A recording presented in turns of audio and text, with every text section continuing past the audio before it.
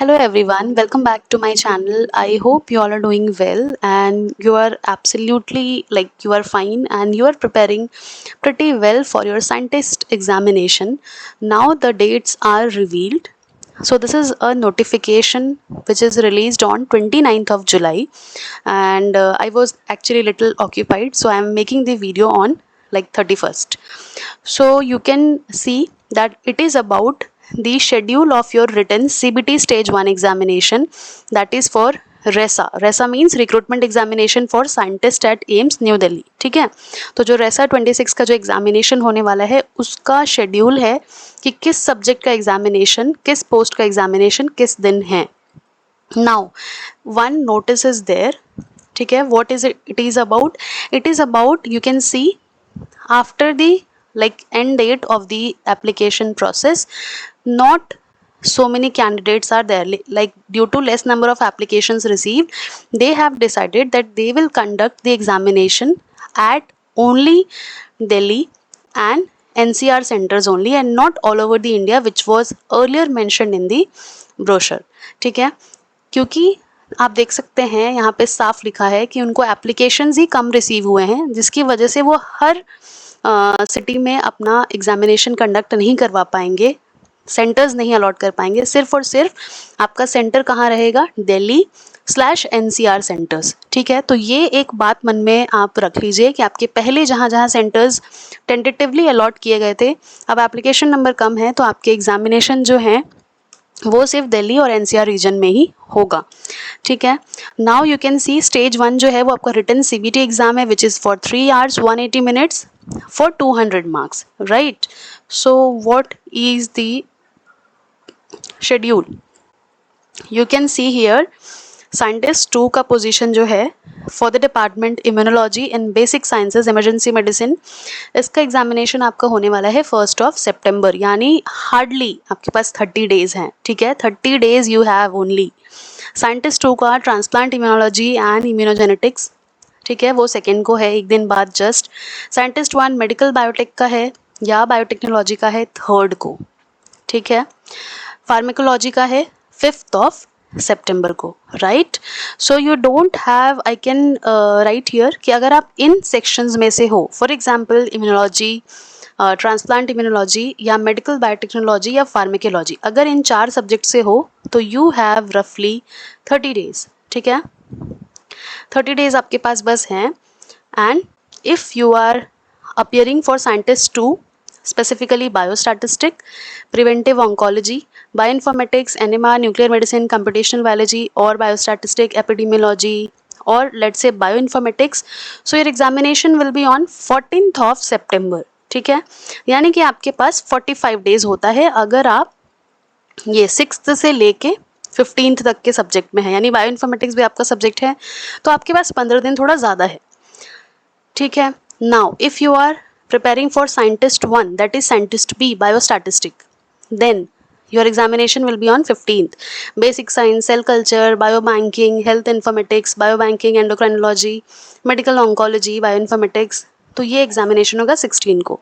यानी आप मान के चल सकते हो कुछ सब्जेक्ट्स का सिर्फ 30 days है, यानी वो 1, 2, 3, 5 तारीख को है. कुछ सब्जेक्ट एग्जामिनेशन 14, 15, 16 को है. तो ये आपके डेट्स हैं. डेट्स में आपको कोई कन्फ्यूजन नहीं होना चाहिए. नाउ कुछ इंपॉर्टेंट चीज़ें हैं, इसके बाद भी कुछ पोस्ट हैं.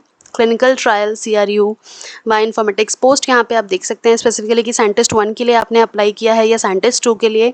Cell culture, gastroenterology, clinical trial, medical oncology, genomics, obstetrics, ये सारी चीज़ों के डेट्स यहाँ मेंशन्ड है. ठीक है, तो प्लीज़ अपने एप्लीकेशन को उठाओ. आपने किस पोस्ट के लिए अगर आप फिल किया है, एक से ज़्यादा भी फिल किया है, so please see the date and write it down in your study area पे. पेस्ट कर दो कि एग्जामिनेशन डेट कब है. पहला काम आज जाके ये करो. ठीक है, पेस्ट करो कि आपका एग्जामिनेशन डेट कब है, क्योंकि and please check it carefully.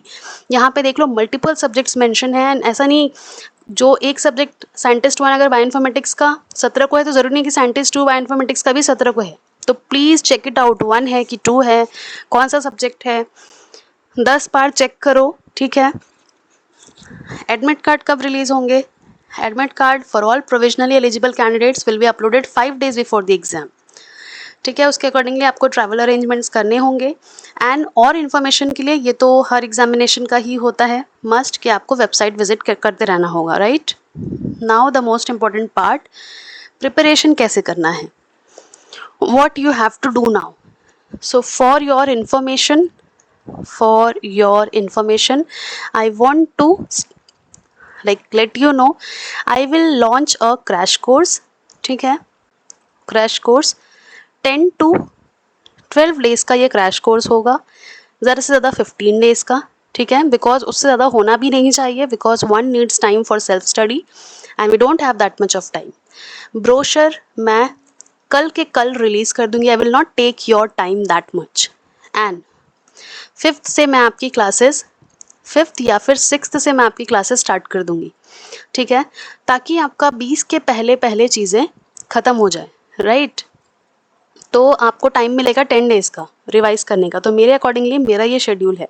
Now you will let me know कि आपको क्या क्या चीज़ें कैसे कैसे पढ़नी है। What ever I have decided I will let you know, ठीक है। आज ही से आपको क्या करना है, अपना जो फर्स्ट 100 क्वेश्चन हैं एंड द नेक्स्ट 100 क्वेश्चन हैं, वो दोनों एक साथ प्रिपेयर करने चाहिए, ठीक है। आपका पार्ट 1 या जो फर्स्ट 100 क्वेश्चन है वो भी उतने इंपॉर्टेंट है, आपका कोर सब्जेक्ट का मार्क्स तो इम्पॉर्टेंट है ही, ठीक है।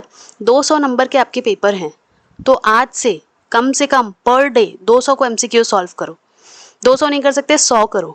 लेकिन ये 100 कैसे करने हैं, ये 100 करने हैं ऐसे कि आपको क्या बने, उस एक क्वेश्चन को, जैसे मैंने बताया मेरा तरीका क्या है, जैसे एक क्वेश्चन के 4 ऑप्शंस हैं, तो एक ही तो सही होगा, तो वो एक ही क्यों सही है, तीनों क्यों गलत है, तो उससे 3 फैक्ट्स हुए। तो इस तरह से 100 क्वेश्चन ही पढ़ो, लेकिन उसके एक्सप्लेनेशन से इतनी चीज़ें निकालो कि और नेक्स्ट 10 क्वेश्चन सॉल्व हो जाए, ठीक है। So I will release the brochure tomorrow in the evening, ठीक है। उसके बाद से आप ज्वाइन कर सकते हैं, like a very nominal fees I will take, ठीक है, बहुत ज़्यादा मैं चार्ज नहीं करूँगी, but yes I am investing my effort, so I can expect a little bit from you, but rest apart you can just have a faith on me and my channel. I will try my best to provide you the things, ठीक है। आपको कौन सी गलती नहीं repeat करनी है, ICMR scientist B में जो गलती की थी आपने, कि आप लाइफ साइंस का नहीं पढ़ के गए थे, थॉरली आपने सिलेबस पढ़ा था। यहाँ तो आपके सिलेबस में ही मेंशन है कि 100 आपके सब्जेक्ट का क्वेश्चन आएगा, 100 नॉर्मल क्वेश्चन आएंगे जो सबके लिए कॉमन रहेंगे। तो इस बार आपको सब कुछ पढ़ के जाना है, ठीक है। सो इस बात का ध्यान रखना है। और कोई डाउट हो तो इस कमेंट में लिख दो इस वीडियो के, and see you at tomorrow. Till then watch my videos whatever it is available in the playlist, and अपने पे भरोसा रखो कि ये एग्जामिनेशन बिल्कुल आप क्रैक कर सकते हो। 1 महीने में इतना ज़्यादा पढ़ाई करो, भले आप जॉब कर रहे हो, भले आप पढ़ रहे हो कुछ, या जो भी कर रहे हो, आप कर सकते हो। अगर आपने ठान लिया ना, तो आप 2 घंटे रेगुलर पढ़ के, 3 घंटे रेगुलर पढ़ के, अगर आप सिर्फ मेरे नोट्स भी पढ़ोगे तब भी आप सब कुछ कर पाओगे, ठीक है। So thank you so much for watching, don't forget to subscribe the channel. ये तो मैं आपको 100% लिख के दे रही हूँ, आपको सब्सक्राइब तो करना ही पड़ेगा, तभी आपको पता चलेगा कि चैनल पे क्या वीडियोज़ आ रहे हैं। See you in the next one.